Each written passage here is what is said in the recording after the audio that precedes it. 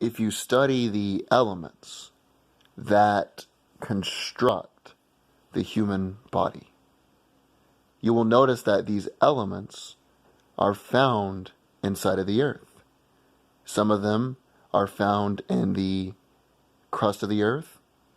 Others, like nitrogen and carbon, cycle throughout the atmosphere. That is why a fairly recent hypothesis by a lot of accredited scientists is that humans were formed from stardust, because all the elements that construct the human body are found inside of stars. Being mindful of that, what we got to realize is all of those elements in our body give us energy. What is energy? Energy is a reaction. Energy is movement. When you think thoughts in your brain, your neurons are moving. You got to realize all species have movement. The bird, even though it doesn't rationalize why it moves, it still moves. It flies. That's because movement, which is, when you break it down to its smallest component, an extraction of energy, is natural for every single species, down to the smallest microorganisms that exist in our universe. Now, where am I going with this? I'm not here to give you a scientific lecture. I am not here to get into the hypothesis of the human existence. The reason I say all this is because everything is about energy. The amount of energy that you put into something, exercise, relationships, work, so on and so forth, is the amount of energy you hope to get out of it. If you are dating a girl, you don't make time to answer her phone calls. You don't take her to dinner. You barely give her the time of day. You cannot expect that the energy you will receive will be reciprocal of what you expect. What I mean by that is you cannot have a relationship that is sustainable with that foundation. That's because energy is a resource with alternative uses. When you're not putting energy into that relationship, you're extracting that energy for work, for business, for sport, for your other friends, whatever it is. But when you break it all down, energy, which is motion, not just physical motion, but mental motion, which is constantly happening even when you're asleep. If you study the brain waves of sleep patterns. But the point I'm trying to make is it has alternative uses. That is why I don't understand when you're not on the clock, when you're not at the office, when you're not at the factory, when you're not at the grocery store, wherever you would call your job, your career, your summer job, whatever predicament you find yourself in. When you're not working, in America, you have something that is a fairly simplistic concept that a lot of individuals seem to not understand, or they seem to want to change that dynamic. And what I mean by that is you have the freedom of association. Not only does the First Amendment give us the freedom of the press, the freedom of speech, but also the freedom of association. When you're not on the clock, you can choose with your limited energy who you want to spend your time around. Now, there are certain instances which are not relatively normal. Like if you go to a family event, you have that annoying relative, but you still want to see your folks, your grandparents, your cousins, and so on and so forth, you must deal with. But more or less, when you have your free time in your regulated schedule, You can choose who to associate yourself with and who to spend your time around. That is why I choose wisely who I want to spend my limited time with. Even if you are not working, say that you have a 3 weeks vacation. Time is still a resource with alternative uses, but let's not get into opportunity costs and all that economic theory bullshit. Let's get into practicality. That's what I try to do. I take things that are academic and I make them practical for the average person. And that's because in school I would never make good grades because I didn't think the concepts were practical. I thought they were mainly for academics, professors, scientists, sociologists. I didn't see how they were practical to the common man. I never understood how Shakespeare was practical to the common man. It is what it is. But energy is limited. Even if you were not working for 3 weeks, you had all the time in the world to pursue what it was you wanted to pursue, you have 24 hours a day. Your body burns calories, just like a combustion engine burns gasoline. Once that car runs out of gasoline, it must be filled up again with more gasoline. And the way they measure that is BTU, British Thermal Units. They measure how much energy you're burning. It's the same way with us. When you burn that energy and extract that energy, you have many different ways to do so.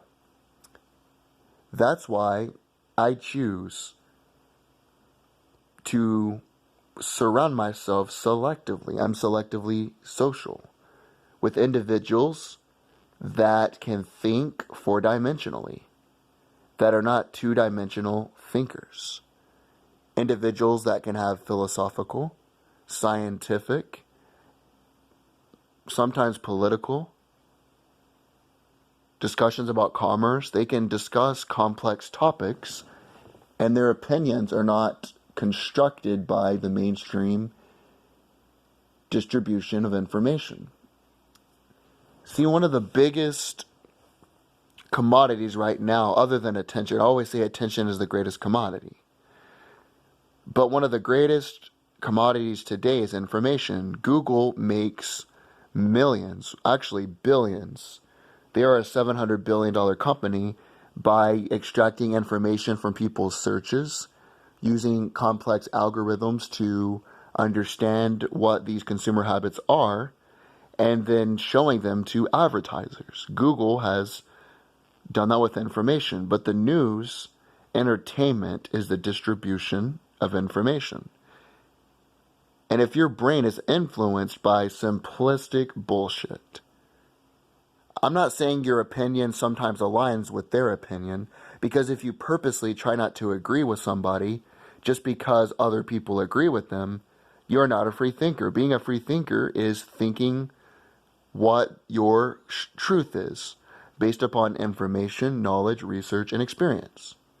But if your information that your brain processes is simply because it is what you observe by the distribution of information from the 1%, you, in my opinion, do not have the capability or the intellect to construct a conversation that would interest me.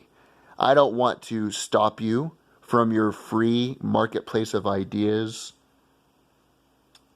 consumption. I don't want to shut your distribution of information down. I don't want to give you a free lesson and extract more energy. Speaking of energy, give you a lesson about the true history, the true ideas of human consciousness, the truth about the political, societal, economic system, how they're connected. I don't want to do all that. I don't want to change your opinion. I don't even want to really associate myself with you. You can be friendly without necessarily being a friend to somebody. Be polite, be respectful, look them in the eye. But as far as inviting them to a barbecue, inviting them to an outing, spending a long time in conversations other than surface level topics, just not my interest, not my thing. These opinions are basically this. let me preface myself, you can disagree, but if you have a strong foundation, philosophical, societal, economical, historical basis for that understanding, if that is your premise, then I am 100% fine with that. But I'll give you a good example. If you hate Donald Trump and you cannot name one piece of legislation he's passed or one executive order he signed that you think has negatively impacted the country, then I can't take you seriously. If your criteria of what makes a good president is someone that isn't sexist, racist, homophobic, then I guess your criteria is not the same for every president. Because George Washington, Thomas Jefferson, Abraham Lincoln, all of them were homophobic, racist, sexist, etc., etc. So if that's your criteria, by your definition, they were bad presidents as well. Or if you look at things in context of the times, if you exempt George Washington from certain criticisms that you would give other leaders, then you cannot talk about white privilege. You cannot talk about women's rights. It is hypocritical. You see, that's why they must delegitimize George Washington, the founding, the West, Christianity, all of it. That's another story for another day. But the point I'm making is it's hypocritical. Either you can't say Trump is a bad president for being racist, sexist, homophobic, and bigoted, and at the same time you can't blame George Washington for that, or if he's a bad president just because of that, you can't name a piece of legislation, then you're basically saying that our founders are insignificant, inevitable. But if you believe in things in context of the times, white privilege does not exist today. Yes, it did in the past. I'm not even denying that. But in 2019, white privilege does not exist. In 2019, male privilege does not exist. So if you want to be mindful of the context of the times, you can't use that argument. But if your beliefs are simply constructed, Donald Trump sucks, can't name a piece of legislation or anything of substance, which a lot of people can't.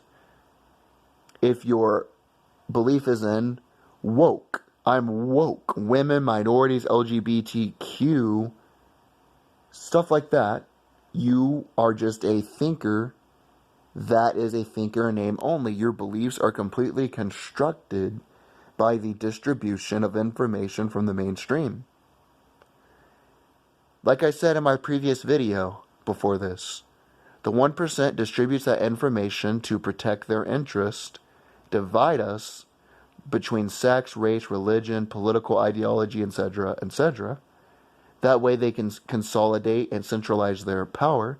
They want us dumbed down, which is why there is an article from the Rolling Stone that said the average lyrics in music, in popular music today, that is in the top of the charts. I don't listen to that shit, so I don't even really know what it's called. I guess the charts is the way you would state it to be accurate, is on a 4th grade reading level. They want to dumb you down. They want you divided. They also want you emotional. When you're emotional, you can easily be controlled because you're believing on impulse. You're believing in a primal state of mind. They're doing all these things under the guise of equality, under the guise of women are oppressed, so on and so forth. It is what it is. But what I choose to do, the way I choose to go about it, is different than the average person. The way I go about it is I post my thoughts on social media and this channel because it is therapeutic to let those thoughts out, to extract that energy, and then move on with my day. After this, I'm going to go exercise, I'm going to read, and I'm going to finish my project I started. You let it out, you move on, and it is what it is. But that is why I don't choose to associate myself with individuals who are social justice warriors. It's because they cannot think on a higher level. They cannot think on a logical level. They cannot construct arguments that are logical, practical, or even useful for me to conversate with. They are so below me intellectually. Like I said, I'll be respectful. I'll be friendly. I will never go out of my way to inflict harm on another person. But as far as associating myself with that person, as far as putting them in my consciousness, I just don't feel a need to. I've even had friends who I grew up with, because social justice warriors weren't even a thing when I was in school. I graduated in 2012. This shows you how brainless these motherfuckers are. It's a new phenomenon, yet they believe all this the whole time. It's kind of funny how brainless these idiots are. Anyway, I was friends with them for a while. But once I've seen the truth about things, once I've grown as a person, once my brain has developed into higher consciousness, I don't feel the need to associate myself with those people anymore. Because all they do is dumb down the context of the conversation. It's like, if you're exercising, you need an exercise partner that can challenge you, that can sort of be on the same level. You're not going to get somebody who can only bench 100 pounds when you can bench over 200, because it's like it slows you down. Because after you do your reps, you must take off the weight and let them do their reps. And I feel it's the same way. If I don't have an and here's the thing, I know individuals know more about me than on a lot of topics. I get that. I'm not even saying I'm the most intellectual in the room, but if you're incapable of even constructing new views, I don't feel like taking off all the weights. You do your reps and have to put them back on for me. That slows me down. That is an inconvenience to me. And an inconvenience to you, because it makes you feel inferior. That is why it is better for both parties. It is mutually beneficial for you to associate yourself with your friends, your church, your hobbies, your interests, and for me to do the same.